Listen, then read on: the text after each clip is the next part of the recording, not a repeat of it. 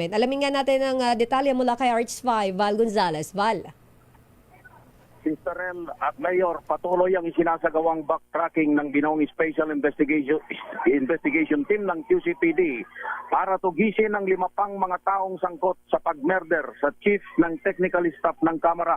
Kabilang sa 5 pinaghahanap ay ang gunman at kasama nito ang mag-asawang umano'y mastermind at ang kanilang driver na itinuturong naghanap ng papatay sa biktimang si Mauricio Pulhin, 63 taong gulang. Ayon kay QCPD spokesperson, Police Captain Debbie Madrid, ang pagkakatukoy sa mastermind at iba pang sangkot sa krimen ay inilahad sa pinirmahang extrajudicial confession ni alias Balong. Itong si alias Balong ay kabilang sa unang 2 suspect na naaresto ng QCPD at kabilang sa 7 nasampahan na ng kasong murder sa Quezon City Prosecutor's Office. Sa salaysay ni alias Balong, ang mismong driver ng mag-asawang mastermind ang inutosang maghanap ng papatay sa biktima. Sa investigasyon ng QCPD, lumalabas na inunahan ng mag-asawang mastermind ang pagpapapatay kay Pulhin bago pa ito makapagsampa ng kasong estapa laban sa kanila. Sabi ni Captain Madrid, may kinalaman naman ang kaso sa nawawalang 2.6 milyong piso sa diagnostic clinic na pagmamay-ari ni Pulhin kung saan dati nitong mga empleyado ang mag-asawa. June 15 ng barilin sa ulo ang 63 anyos na empleyado ng Kamara sa gitna ng kasayahan sa birthday party mismo ng kanyang anak na babae. Val, Ako si Mayor. yung suspect ba at saka yung victim ano ba? Magkasosyo ba sa negosyo? O empleyado yung isa? Empleyado lang. Empleyado niya yung dalawa. Dati niyang empleyado. Ngayon ay nakapagtayo na ng sariling negosyo itong dalawa. Meron daw 2.6 milyong pisong ang sabi ni Captain Madrid nawawala. I don't know lang kung anong detalye kung paanong nawala. Yung 2.6 milyong piso na ang mayroong kagagawan na ang responsable ay yung mag-asawa. Kaya bago pa makapagsampa ng kasong estapa ay inunahan na itong biktima sa pamamagitan ng pagpapatay sa kanya. So yan yung inaantabayanan na Mayor dahil mukhang ngayong hapon ilalabas na rin ng QCPD yung mismong pangalan ng mga pinagpahanap para malaman din ng publiko at makatulong o posibleng makatulong doon sa paghahanap doon sa mag-asawang mastermind sa pagpatay sa senior citizen na empleyado ng Kamara. Val, di ba alam ang mga residents naman ito? Pinuntahan ba sa bahay? Wala na ba itong mag-asawang ito? Yung mga suspect? Wala na raw. Nung mag-imbestiga raw ang binuong special team mayor ng QCPD, pinuntahan sa bahay yung mag-asawa sa kanilang bahay sa Caloocan City. Pero kataka-taka na hindi na sila bumabalik pa o wala na sila sa kanilang bahay, naglaho na mayor. Kaya lalo tuloy tumibay yung hinala ng QCPD na itong mag-asawang ito ang mastermind, batay na rin dun sa extrajudicial confession nung unang naaresto na responsable o kabilang doon sa mga taong nagplano sa pagpapatay dito sa empleyado ng Kamara, Mayor. Si Balong, anong role niya doon sa krimen, doon sa pagpatay doon sa victim? Sa staff ng Kongreso? Itong si Balong, Mayor, ay siya ay nagsilbing middleman sa kabila. Siya naman yung may direktang contact mismo doon sa gunman. Aba, may mga kilalang hard killer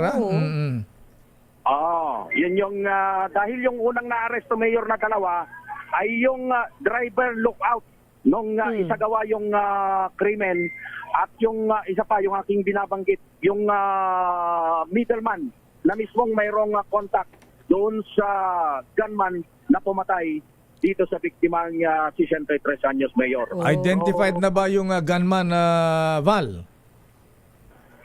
Walang binanggit kung identified na nila, Mayor, pero ang importante, mayroon ng pangalan, yung mismong mastermind.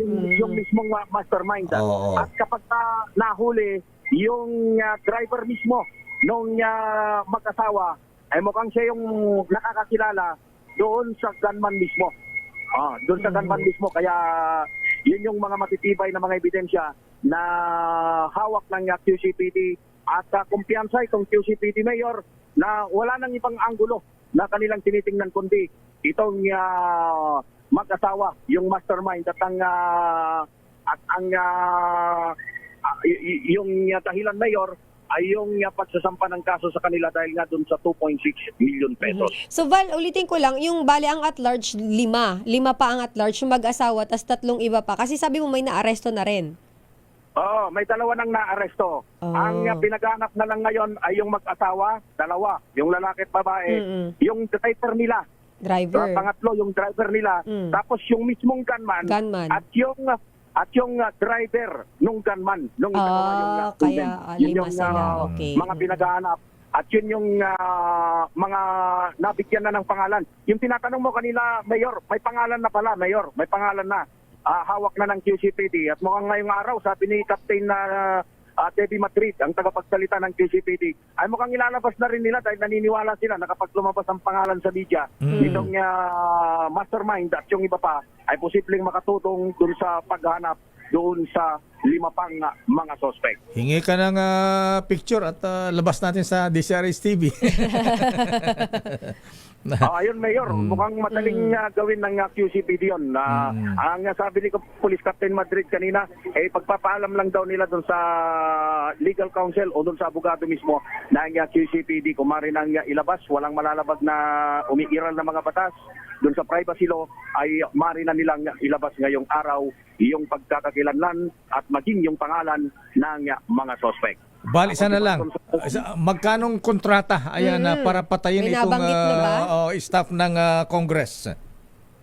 Napakaganda ng tanong mo, Mayor. Buti tinanong mo dahil nakalimutan ko ng mabanggit. 30,000 piso lamang. 50,000 pesos. Diyos At ko. ang masakit, Sister El, Mayor, hindi pa na ibibigay yung bayad. Atay tayo Grabe. dyan. Gumawa sila ng walang down payment man lang. Grabe.